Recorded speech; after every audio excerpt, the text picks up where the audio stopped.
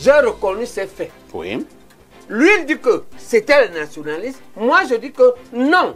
C'est des bandits habillés en nationalisme par le système néocolonial qui a truqué l'indépendance. Vous l'avez dit tout à l'heure. C'est ça le débat. Le vrai problème, c'est que l'historien nous aide. Il faut bien poser le problème. Oui.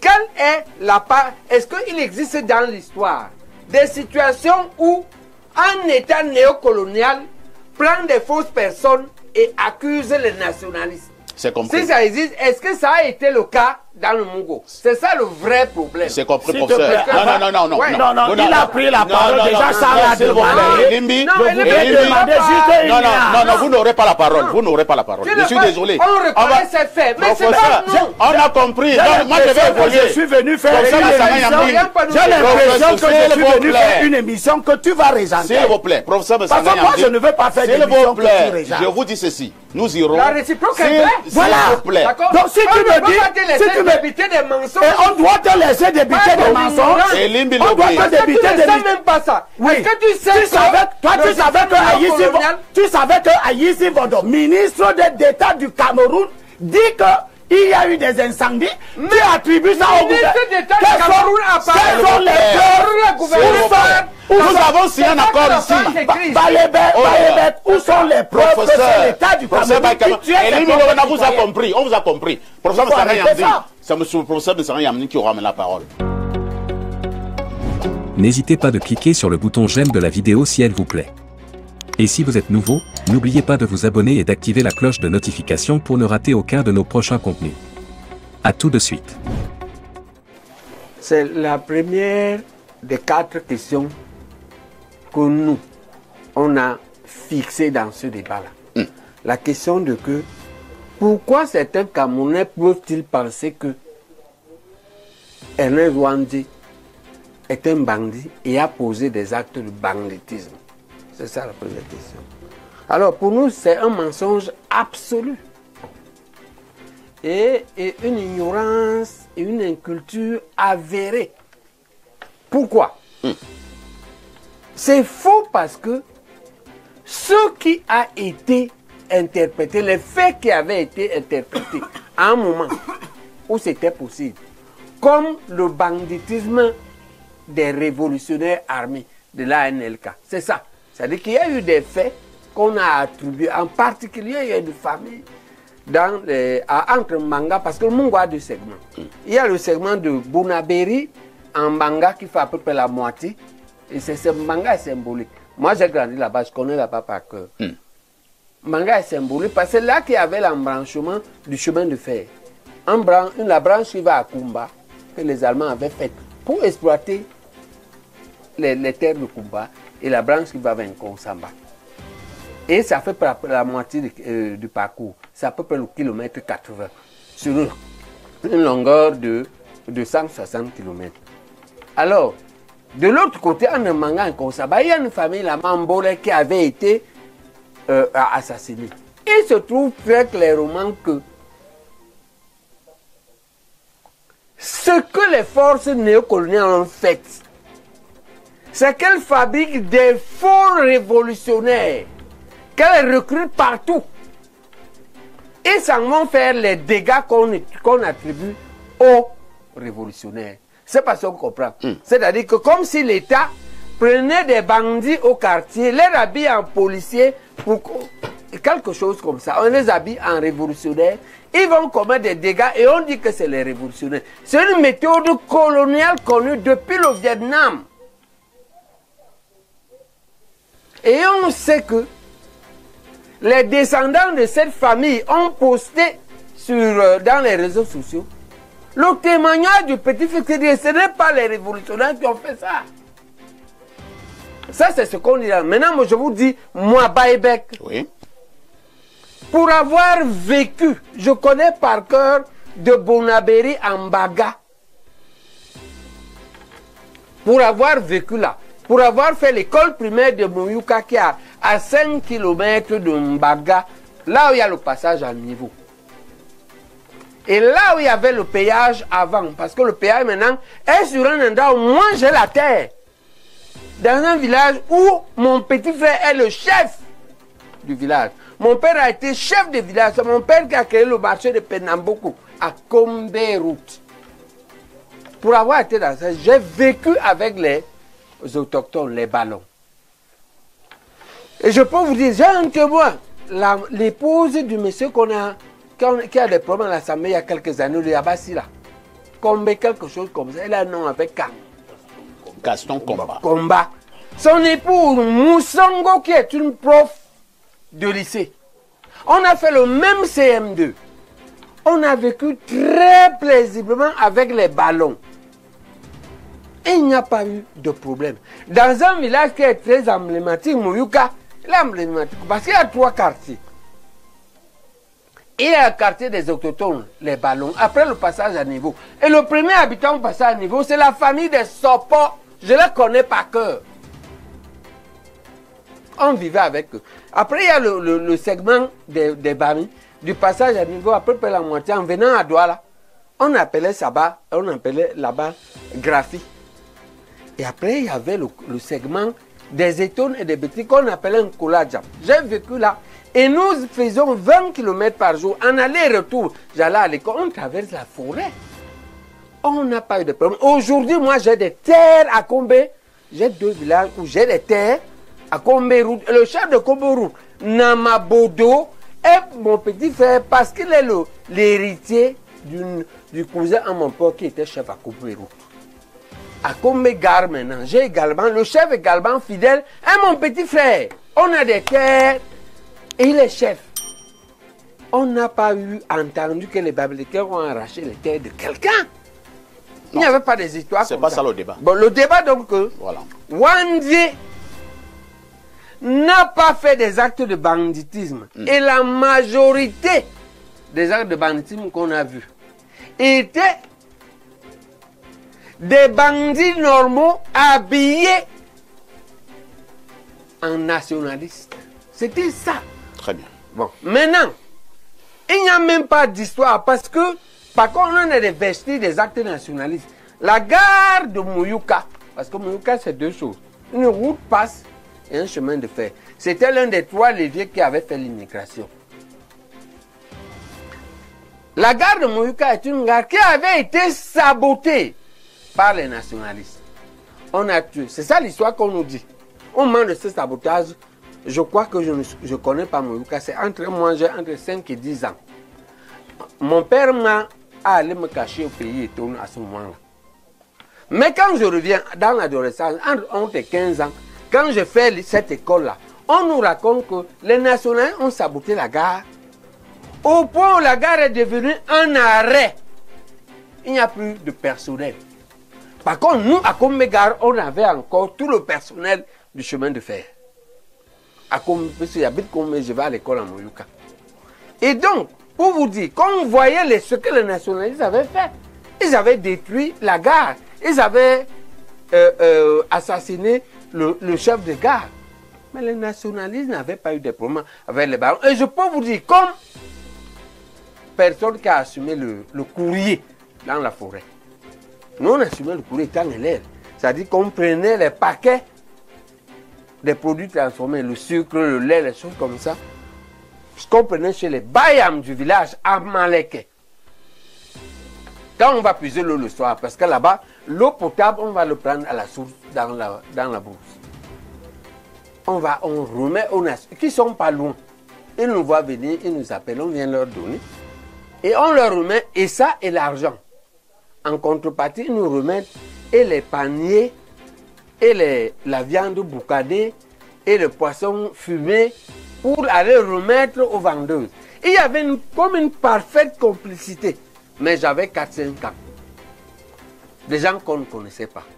Donc il y avait plutôt une belle complicité entre les gens du village et les révolutionnaires en forêt. Il n'y avait pas les affaires, c'était pas un conflit. C'est pourquoi ça a duré 10 ans. Ok? Très bien. Et donc, maintenant, ces gens-là, et s'ils entendaient avec les villageois, et puis ils avaient le temps d'arracher les terres que les dignitaires locaux ont achetées aux colons qui partaient.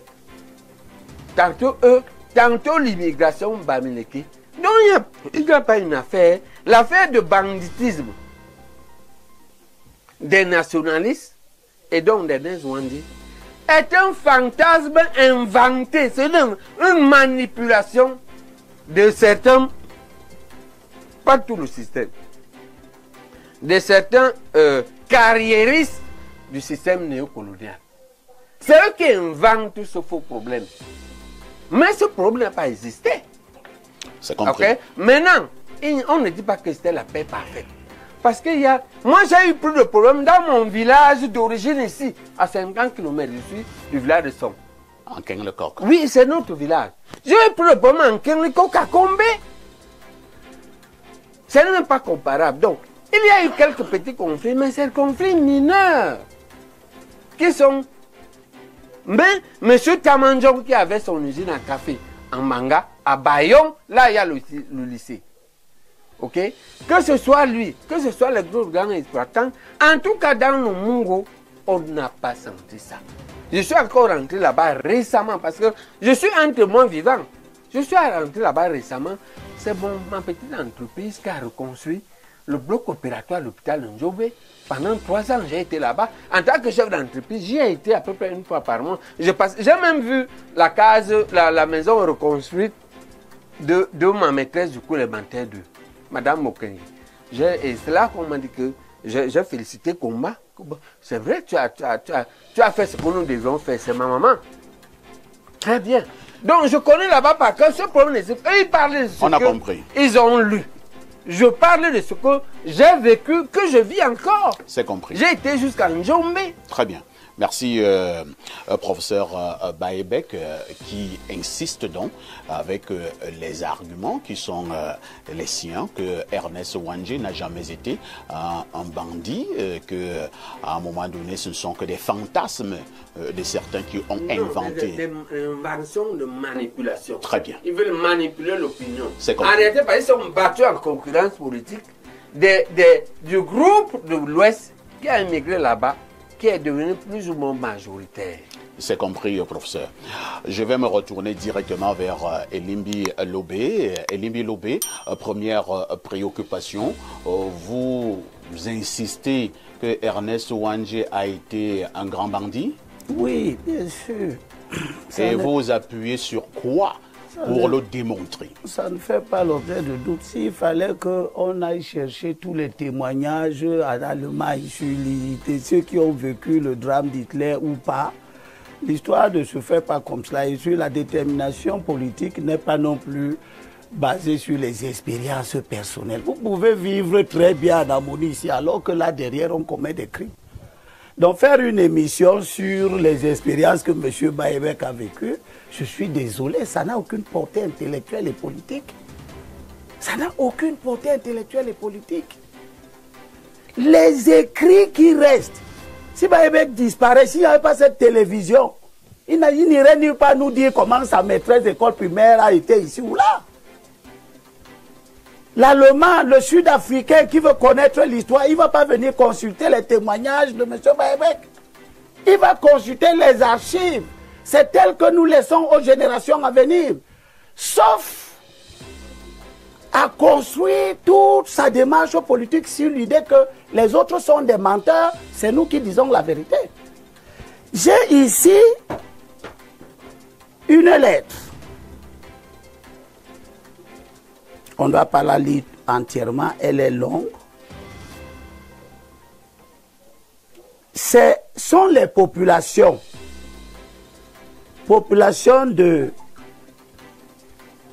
Mbouenben, arrondissement de Mélon, département du Mungo, province du Littoral, à monsieur le ministre d'État chargé de l'administration territoriale Yaoundé.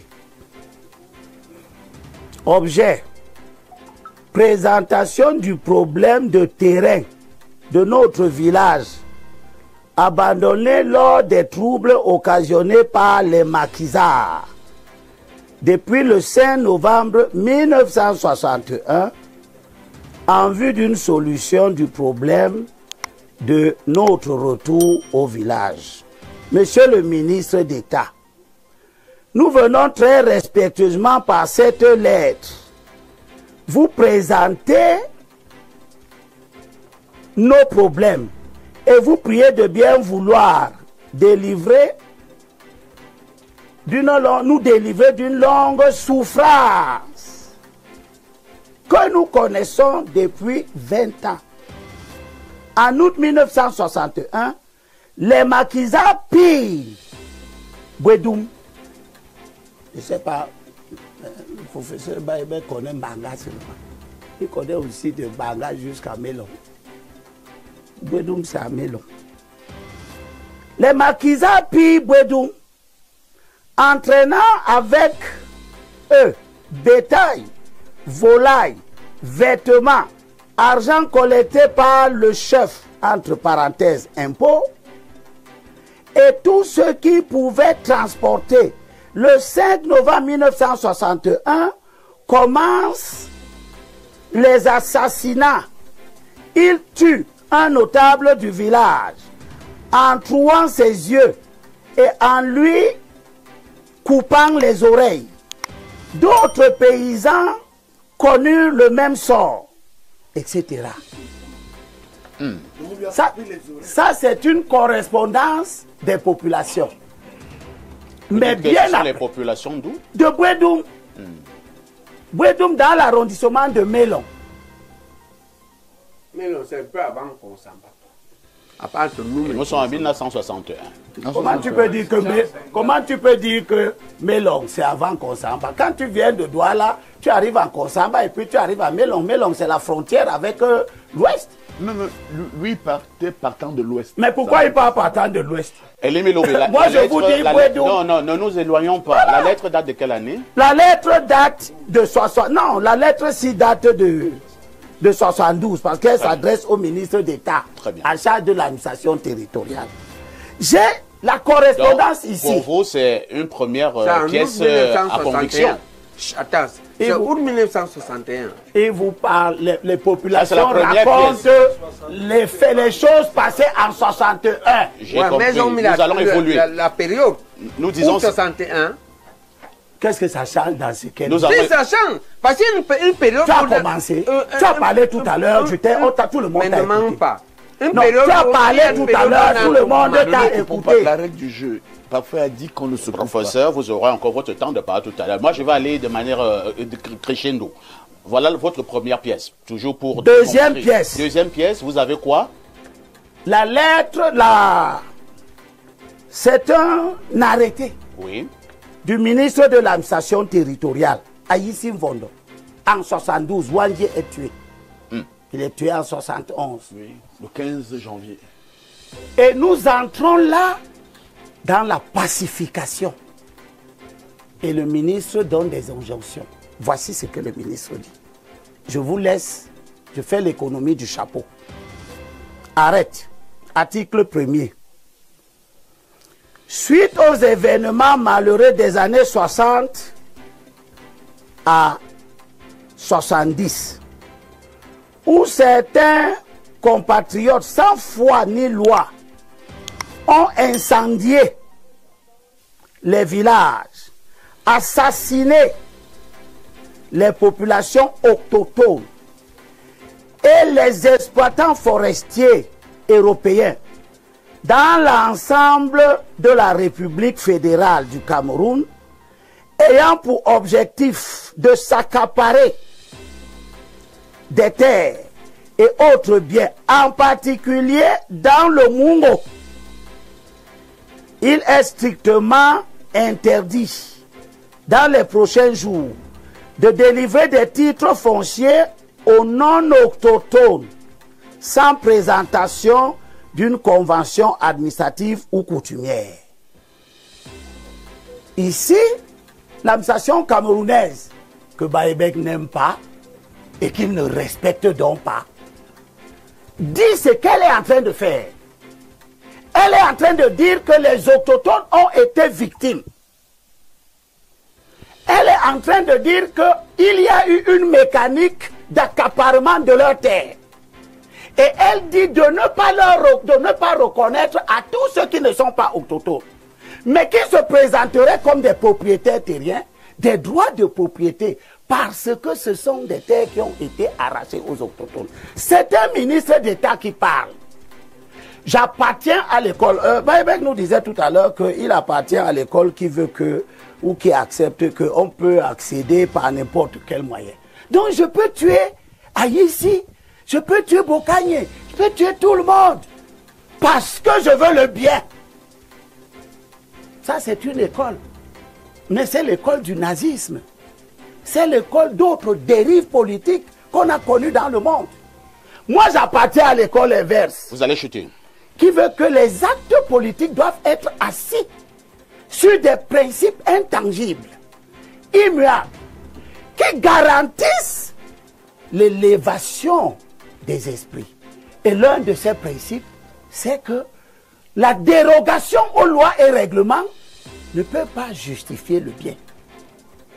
C'est-à-dire que vous ne pouvez pas faire croire aux gens que vous avez vécu à Mbanga, tout était paisible, et le ministre de la République qui dit qu'il y avait des tueries, lui, il est un menteur.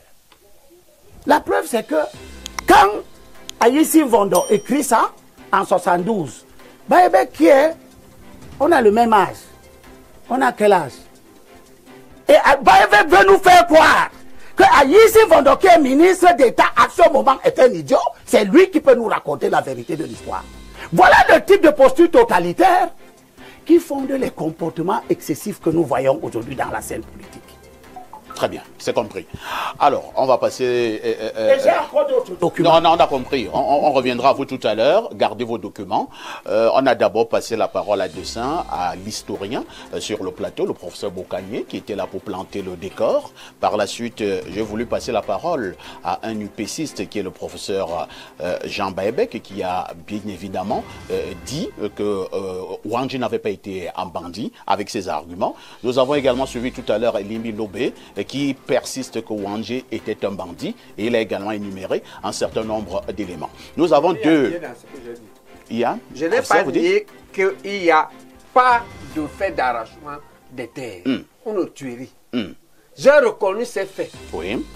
Lui, il dit que c'était le nationaliste. Moi, je dis que non. C'est des bandits habillés en nationalisme par le système néocolonial qui a truqué l'indépendance. Vous l'avez dit tout à l'heure. C'est ça le débat. Le vrai problème, c'est que l'historien nous aide. Il faut bien poser le problème. Quelle est la part? Est-ce qu'il existe dans l'histoire des situations où un État néocolonial prend des fausses personnes et accuse les nationalistes? C'est compris. Si ça existe, est-ce que ça a été le cas dans le Mongo? C'est ça le vrai problème. C'est compris, professeur. Non, il a pris la parole déjà sans la demander. Non, vous n'aurez pas la parole. Vous n'aurez pas la parole. Je suis désolé. On reconnaît ces faits, mais c'est pas nous. On a compris. Moi, je vais évoluer. Je suis venu faire une émission. J'ai l'impression que je suis venu faire une émission que tu vas régenter. S'il vous plaît, professeur Parce que moi, je ne veux pas faire d'émission que tu régentes. Je vous dis ceci. Nous irons. La réciproque est vraie. Voilà. S'il vous plaît. Donc si tu me dis, débiter des mensonges. Et on doit te laisser débiter des mensonges. On doit te débiter des mensonges. même pas ça. Oui. Est-ce que tu sais tu savais que Aïssi Vondo, ministre d'État du Cameroun, dit que il y a eu des incendies. Mais tu attribues ça au gouvernement. Quels sont les preuves? Nous avons signé un accord ici. Où sont les preuves que c'est l'État du Cameroun qui tue les on vous a compris. On vous a compris. Professeur Messara Yamdi, c'est M. le professeur Messara Yamdi qui aura la parole. J'ai dit ceci. Un historien. Non. Mais je t'ai dit que tu veux régenter le plateau. Professeur Messara Yamdi. Non, je n'ai jamais dit que je donnais la parole à l'historien. L'historien a déjà parlé. Vous, monsieur, le professeur Baïbek, vous avez parlé. Et Limbi Lobé a donné ça. Non, on a dit que j'ai la majorité. Maintenant, tu n'as aucune majorité. S'il vous plaît. S'il vous plaît. Bon, si tu t'as donné la majorité du temps de cette émission, moi je m'en vais. Appelez-moi. Si tu as donné la majorité, c'est moi. Il te donne la majorité, c'est toi, Wandji. S'il vous plaît. Ne gâtez pas ce débat. Ne gâtez pas ce débat. Et alors? Moi j'assume qu'il était. Moi j'assume l'état de Cameroun. Moi j'assume l'état de Cameroun. C'est moi. On vous a suivi. Mais tu n'as pas de majorité. Nous avons deux politiques qui sont qui n'ont pas parlé. S'il vous plaît. Oui, il fallait ne pas. Si tu viens ici, il m'avait dit qu'il te donne une majorité de temps, moi je venais pas. Moi je venais pas. Accepter, il faut qu'on tranche. Il appelait Dieu de l'une. On a dit que les 2 tiers du temps, c'est